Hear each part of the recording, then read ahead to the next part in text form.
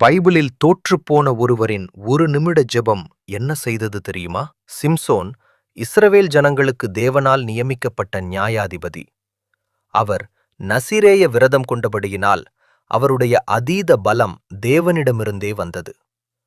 சிம்சோன் பாவத்துடன் சமரசம் செய்தார். அவர் முடிவெட்டப்பட்டது. கர்த்தர் அவரை விட்டுவிட்டார். பெலிஸ்தர்கள் அவருடைய கண்களை பறித்தார்கள். பெலிஸ்தர்கள் தங்கள் தேவனான தாகோனுக்கு பெரிய விழா வைத்தார்கள்.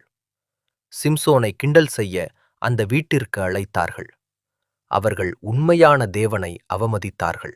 கண்குருடனான நிலையிலும் சிம்சோன் தேவனை நோக்கி அழைத்தார்.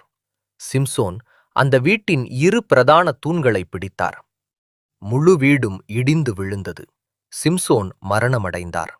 அவர் மரணத்தில் கொன்ற எதிரிகள் அவர் வாழ்நாளில் கொன்றவர்களை விட அதிகம். ஒரு உண்மையான ஜெபம் அனைத்தையும்